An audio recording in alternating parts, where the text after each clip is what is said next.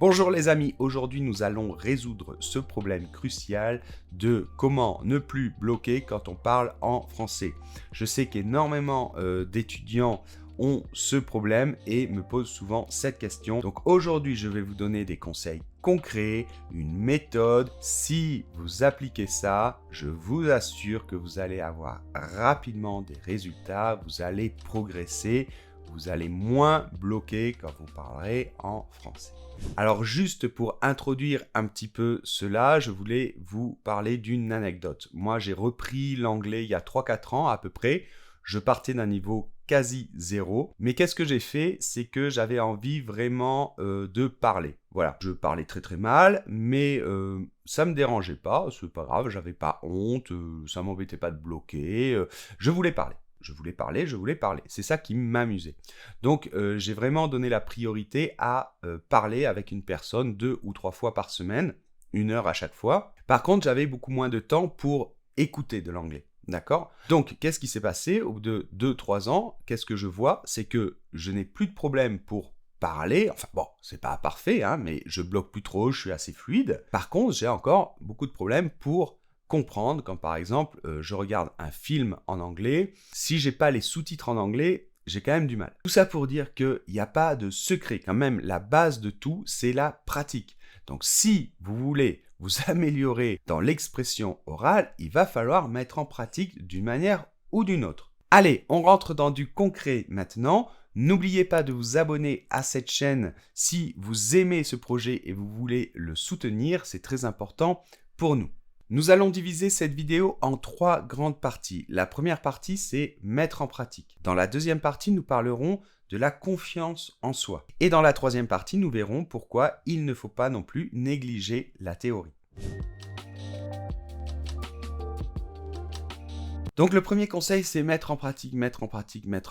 Une langue, c'est exactement comme apprendre à jouer d'un instrument de musique. Et si vous apprenez le solfège, mais vous ne jouez pas, vous n'utilisez pas votre instrument de musique, vous n'allez pas apprendre tout simplement. Ou alors c'est un peu comme le vélo. Vous pourrez avoir toute la théorie que vous voulez, si vous ne montez pas un moment sur le vélo pour essayer de pédaler, vous n'allez jamais réussir à faire du vélo. Ok, donc je vous le dis, si vous ne parlez pas en français, vous n'allez pas réussir à vous améliorer dans votre expression orale. Donc nous allons voir les différentes méthodes, comment parler en français. Il y a plein de façons, hein, et puis en plus, suivant les caractères de chacun et les niveaux, eh bien vous pouvez choisir une façon ou une autre. Mais avant, je voulais dire aussi autre chose, c'est que c'est pas seulement parce que vous êtes obligé de le faire pour apprendre, comme faire du vélo pour apprendre à faire du vélo, mais c'est aussi pour la motivation. Imaginez, vous apprenez à jouer de la guitare par exemple.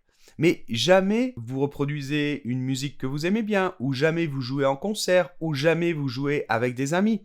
Finalement, vous allez perdre la motivation. Donc c'est extrêmement important quand vous apprenez quelque chose, qu'il y ait une conséquence dans la vie réelle, que ce soit réel, que vous le fassiez. On le voit chez les enfants. La meilleure façon de leur apprendre des choses, c'est qu'il y ait un lien avec la vie réelle. Ils adorent ça. Bon, alors ensuite, plein de méthodes pour parler même tous les jours. Alors, la première chose, c'est que vous avez des applications qui vous permettent gratuitement de trouver un partenaire de langue et vous pouvez parler avec lui. Alors bien sûr, c'est pas l'idéal, bien sûr, c'est pas un professeur, bien sûr, vous allez peut-être tomber sur des gros lourds et il vous faudra un petit peu de temps pour trouver le partenaire idéal. Mais bon, c'est gratuit, donc c'est toujours pareil, hein, si c'est gratuit, il y a quelques côtés négatifs.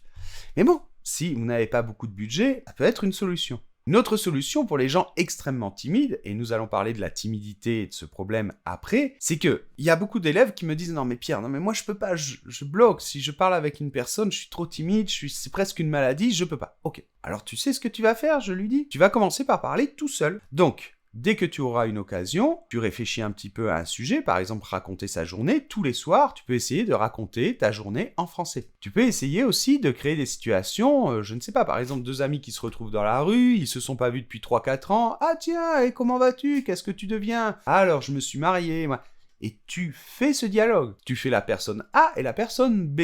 L'idéal, c'est de s'enregistrer et de s'écouter après. Ça, c'est génial. Vous pouvez même essayer de vous corriger vous-même et après de refaire à nouveau ce dialogue et à chaque fois de mieux en mieux. Évidemment, l'idéal, c'est d'avoir un cours pendant, par exemple, 1 heure, 3 fois par semaine avec un professeur particulier. Si vous avez les moyens, écoutez, tant mieux. Finalement, il y a des méthodes qui sont un petit peu à mi-chemin entre un professeur particulier 2 ou 3 fois par semaine qui va coûter quand même assez cher et des choses gratuites. Je pense bien évidemment à notre académie par abonnement. C'est vraiment pas très cher et ça vous permet de parler tous les jours en gardant la qualité de très bons professeurs et même de pouvoir parler avec d'autres élèves mais qui sont très motivés et qui ont déjà un assez haut niveau de français. Voilà, je suis pas là pour faire de la pub pour nos produits, donc je vais fermer cette parenthèse. Je vous laisse de toute manière tous les liens. Vous le savez, c'est à chaque fois dans la description. Donc voilà, on ferme ce point numéro 1, mais c'est vraiment...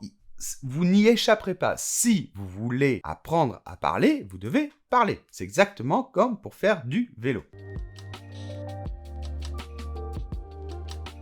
Maintenant, on va parler du point numéro 2 parce que dans une langue, ce point-là est spécialement important. Et c'est ce qui change peut-être par rapport à apprendre à faire du vélo. Je veux parler évidemment de l'aspect psychologique, le fait d'être stressé, d'avoir peur de parler. Donc ça, c'est vrai que c'est un problème vraiment important pour certaines personnes, hein, il ne faut pas le nier, et il faut régler ce problème. Donc comment on peut faire pour dépasser ce problème ? Eh bien, pour réussir à passer un cap, dans sa timidité notamment, pour moi la meilleure méthode, c'est la méthode des baby steps, on appelle ça, c'est-à-dire faire un petit peu tous les jours. Vous savez, c'est un peu comme quand on veut créer une résistance à un poison, eh bien on en prend un tout petit peu chaque jour, et au bout d'un moment, on devient résistant.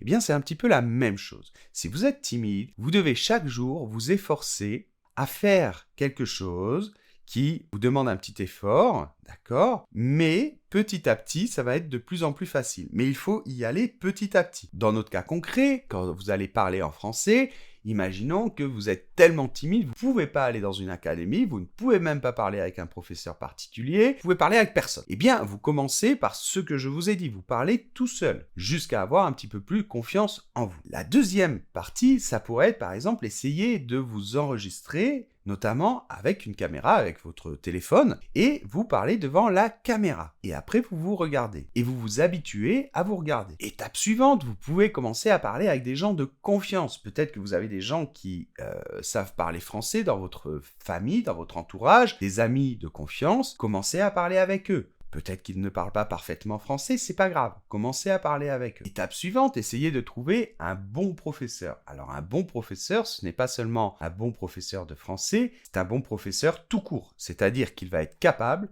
de vous mettre en confiance. Et puis voilà, petit à petit, après vous allez dans une académie, vous parlez devant la classe, et après vous parlez dans un groupe, etc., etc.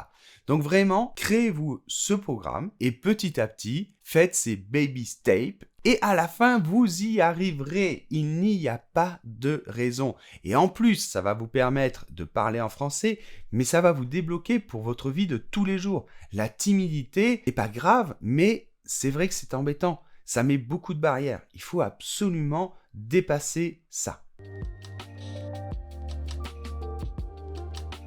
Notre troisième partie, je l'ai appelée un petit peu théorie, en fait c'est tout le reste. C'est-à-dire, on va parler d'autre chose que de la timidité et d'autre chose que mettre en pratique l'expression orale. Par exemple, est-ce qu'on peut améliorer son expression orale en écoutant ? Au début, à premier abord, ça paraît un petit peu bizarre. Alors comme je vous l'ai dit, pour moi, largement, le mieux, c'est de parler si vous voulez apprendre à parler et si vous voulez arrêter de bloquer. Mais il y a quand même d'autres outils qui peuvent vous servir un peu. Écouter, je pense que ça peut être bien, mais si vous écoutez du français dans le but de mieux parler, je pense qu'il faut écouter certaines choses. Des choses adaptées. Donc, par exemple, je pense que vous devez écouter des choses qui sont assez faciles. Donc, c'est-à-dire, par exemple, là où vous comprenez peut-être 98%.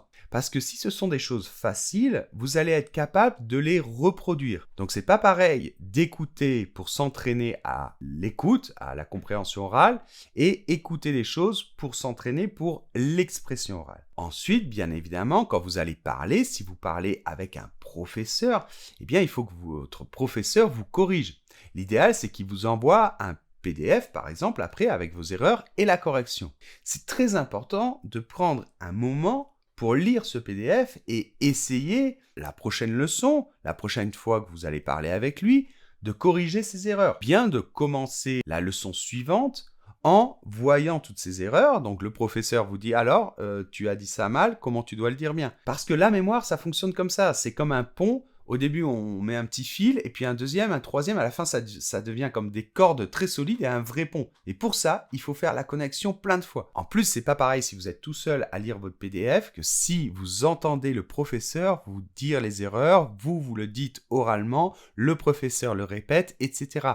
C'est pas la même chose de lire que d'entendre, d'accord? En plus de ces erreurs, ce que vous pouvez faire, c'est par exemple, je sais pas, moi en anglais, j'avais beaucoup de mal avec des mots comme yet, still, already. Vous voyez, on confond un petit peu tout ça. À un moment, j'ai pris un petit peu de temps et j'ai fait un petit peu de théorie, c'est-à-dire que j'ai mis tout ça sur papier. Tiens, voyons les 5-6 phrases qui ont à voir avec ce thème, qui sont compliquées pour moi. Donc, c'est important de prendre le temps de se poser et de se dire, ben voilà, alors c'est quoi mon problème exactement? Alors, ouais, j'écris cette phrase, j'ai traduit toutes ces phrases, j'ai confirmé avec mon professeur, et je me suis dit, ces phrases-là, il y en a 5, je vais me les apprendre par cœur. Grâce à ça, je me suis débloqué, ça a débloqué ce problème-là, et maintenant, j'ai beaucoup moins de problèmes avec ça. Et je voyais très bien que c'était un point sur lequel je bloquais à chaque fois. Pour cette raison, à chaque fois que je parlais et qu'on arrivait à ce point-là, hop, ça se bloquait.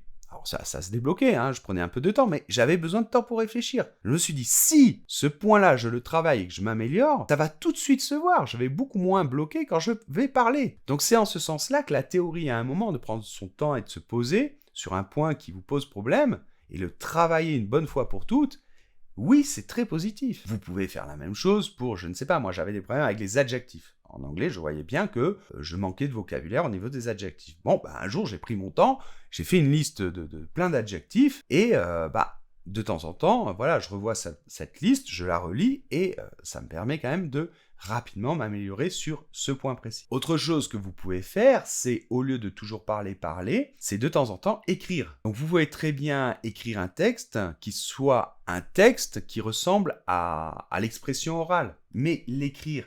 Parce que quand on écrit, on a beaucoup plus de temps pour réfléchir. Et du coup, le cerveau va réfléchir d'une autre manière. Vous allez utiliser d'autres capacités. Or, il faut tout utiliser pour progresser. Vous allez avoir le temps de réfléchir à vos problèmes, aux structures des phrases, à vos erreurs. Donc, ne négligez pas non plus l'expression écrite si vous voulez arrêter de bloquer dans l'expression orale. Ne négligez pas ça. Voilà donc tous les conseils que je peux vous donner. Ça fait 20 ans que j'enseigne le français. J'ai vraiment connu tout type d'étudiants et ça vraiment, ça résume tout ce que je peux vous dire pour progresser dans l'expression orale et arrêter de bloquer. Si j'ai oublié quelque chose, surtout n'hésitez pas à le mettre dans les commentaires.